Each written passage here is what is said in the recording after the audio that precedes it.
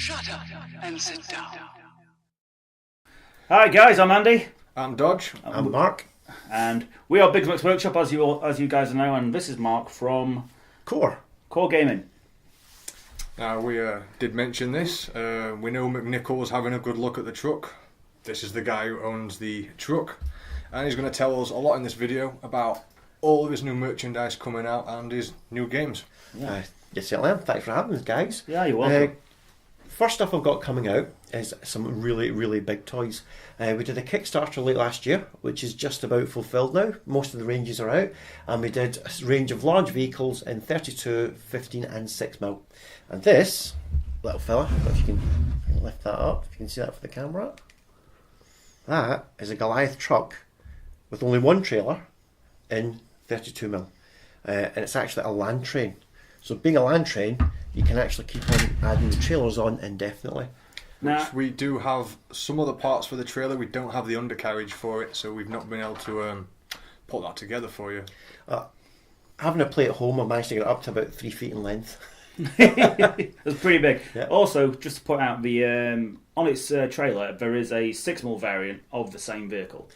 Yeah, the 32mm one's carrying a 6mm on its low loader on the back. Yeah, which is pretty cool. And for those of you who are aware of the older video we did, it is capable of holding a Rhino on its flatbed. More than capable. It's sized just nicely. The flatbed was actually sized for this vehicle, which is the 4x4, the RP01 military 4x4, but it's got almost the same footprint as a Rhino. Get a Brian outside of it. Yeah, pretty much can hide behind. I don't know if you can actually see that. Take them this way a little bit. You should be able to see that that's pretty much the same footprint, although the Rhino's got a little bit more width to it. Yeah, it has just a little bit, but not. There you go. Not that much off. Not a massive amount.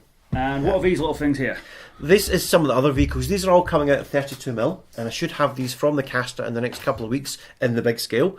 We have got an absolutely gorgeous 404 military APC, which is designed to dispatch power armour into the combat. And this fella is one of my favourites. This is a Hog, and it's essentially a military pickup vehicle, but it comes with a load of different backs. So you get a nice little, if you can see that in the camera, you've got a nice little canvas drop in there, which covers it up. And we have a missile system, so you can actually drop these on the back, and it can be a military support vehicle. So we have a range more turrets planned for this, and the 32mm version is not much smaller than the Goliath. So the 32mm version of the Hogs is so it'd be about that size. About that size, give or take. It's a big beastie. Excellent. Yeah. And now, interestingly, you made the turrets. They are of the same fit size as the.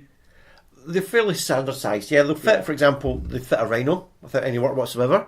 We do a nice little blanking plate, but they're designed. Every one of our vehicles comes with the same size slot, so you can just mix and match. So we've got the twin chain guns as the first one, because it's a popular choice, but we've got more turrets coming out this year as well with autocannons, missile systems, I'm keeping my eye out for those because I've got some orcs I want to convert. They look great on some flash gates. Yeah, these are going to flash gate quite nicely. Yeah. So the idea is the whole range is going to be really modular. We're going to have lots of spare parts that can be used with other game systems, but you can mix and match them through all the vehicles that we're doing for the core range as well. Yeah. Excellent. So, what other things have you got coming out then with the within the vehicle range? Well, last year we did a range of civilian vehicles which are about to go out commercially over the next few months, and they're just your normal cars. You know what you'll see going down the street. You'll see taxis, police cars, delivery vans. Everything you would see as normal street furniture. There's no supercars. There's no like Ferraris or anything, Lamborghinis. It's just normal cars. In fact, for that Kickstarter, we actually did a questionnaire at the beginning. We said, during the Kickstarter, we will sculpt the car. It can be whatever you want. We'll have a vote, any car you like. And overwhelmingly, the backers voted for a people carrier. Which is kind of a strange choice. Out of all the cars? You'd expect something along the lines of a Dodge Charger or a Ferrari, but it went for a people carrier. Those were the options. We put the options out about you fans. You tell us what you want. Apparently, your fans want very efficient transport. What they said was they wanted Mom's taxi, because when you're driving down the street, every normal civilian street, you can see people carriers. Yes, they're at the school. They're at Asda. Yeah. They're just driving down the road, and seemingly that's what our fans apparently want. Is just normal street furnishings. So, what's your target audience at the minute then for these 32mm vehicles? There's a mixture. We've got some postmodern stuff, and this is the postmodern range. The idea behind the latest sci-fi stuff is this could be 5 years from now or 50 years from now. If you look at the APC, okay, it's a lovely 4x4. That could be a really modern version of a Humvee. Yeah. So that could conceivably be on the streets right now.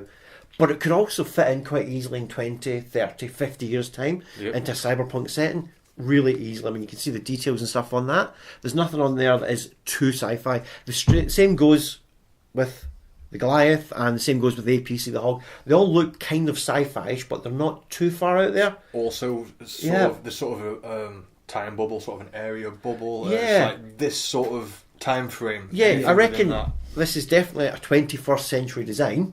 Yeah.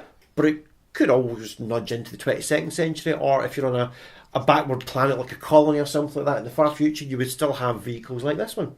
So the idea is the street cars that we've already done, which are coming out fairly soon, they're just any table, anything modern, future. You know, you can have zombie apocalypse games, you can have special forces type games, they'll fit in beautifully. But the basic car hasn't really changed for 40 or 50 years. So the idea is that when you're doing a science fiction board, you can still put down a cop car, you can still put down a white delivery van, you can still put down a bus. You know, all those types of stuff probably won't be that vastly different in another few decades' time. Yeah. The newer range, however, is where we're starting to definitely step into the sci-fi. Yeah. So you've got all these vehicles, and we're going to keep expanding and supporting them as we move forward.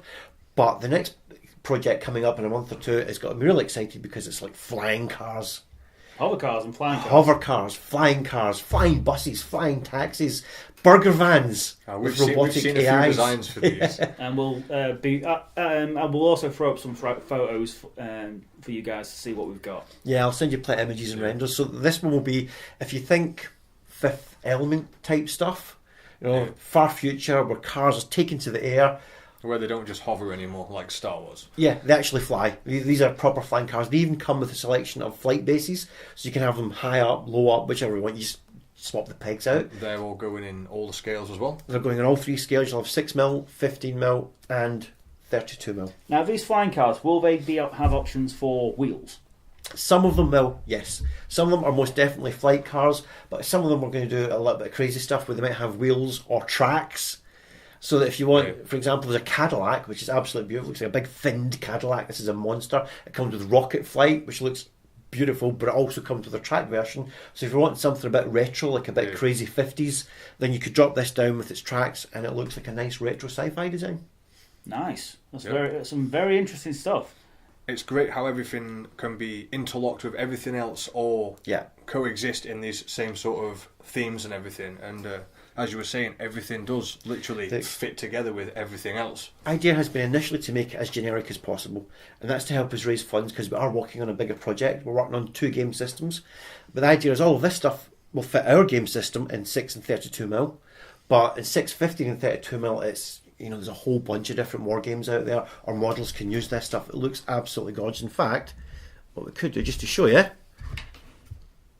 look at that. Fits on there without nice and easy. Yeah, fits in there, simple, and you've got a recovery vehicle.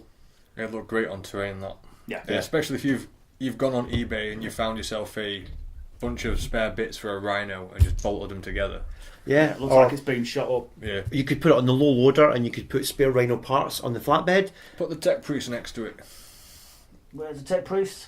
So, just as another example of scale, we have a Tech Priest and a Contemptor. So even for the hero scale of 40k, they look about the right size. Yeah.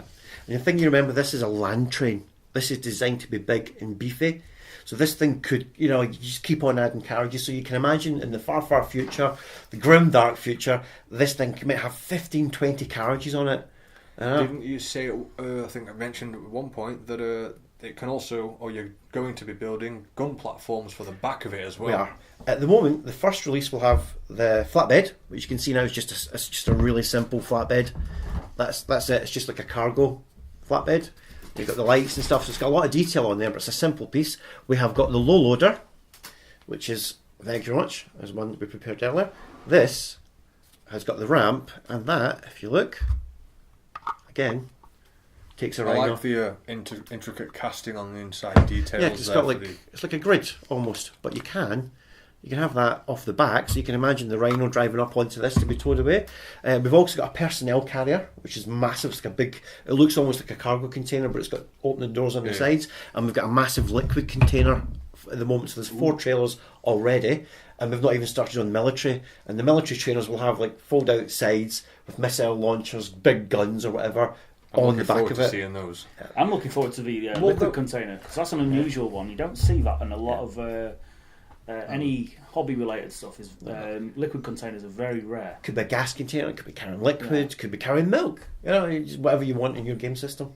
Do you think the fold-out gun platforms or the military ones would be able to be taken off there and just stand alone as random bits of terrain as well, possibly? Absolutely. They will have there will be a standard size hole that you'll be able to drop them in, and again it will all be the same size across all our models. So for example, a version of the APC will be coming out which will have the cupola hole size. You could drop a turret in, you'll be able to drop the big missile turret or whatever you want, and you'll be able to mix and match to your heart's content. So you can imagine these are all high tech. So you could have a crane in the middle trailer that opens up the sides of the trailer, and you've got a gun platform with a couple of autocannons, and the crane just lifts it off, drops it wherever you want to put it on the battlefield, and it's got a little AI inside which says, right, I'm just going to shoot anything that comes close. Sounds cool. And this thing moves down the road, and you repeat the process, opens up another container on the back, crane just goes bunk, there you go. So it's almost like a mini pillbox. It's just dropping them off all over the battlefield. Now that is pretty cool. Yeah. I'm definitely interested to see how the crane comes out. So these are all future projects. We are working towards a goal. We've got a 6mm game in mind that we're going to be talking about somewhat later, and we're going to have a few shinies for it. So if you can imagine everything you see in 6mm now, plus a whole load of extra stuff, we've got gunships, we've got all sorts of really cool 6mm stuff, is all going to be part of a massive 6mm game. Which we're not talking about in this video. I No, don't not think. just I yet. think that's all the time No. we've got to talk about for this particular video, guys. Alright. That's enough of that's all we've got time for on this one. So thank you very much to Mark for coming in, and obviously, as always, thank you to our Patreons. Special thanks to Cliff Leonard, Joe Spearpoint, Laurel Tarley, Ludwig Hofbauer, Warren Brunstone, Danny Wacker, and Chris Lindquist. Thanks very much for supporting us on Patreon.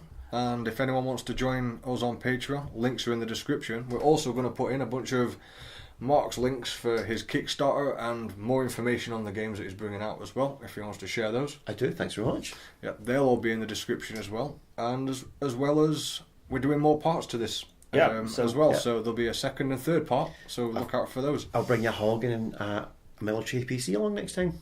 Nice one. That'd be cool to see. So thank you, guys, and we'll see you in the next one. Cheers.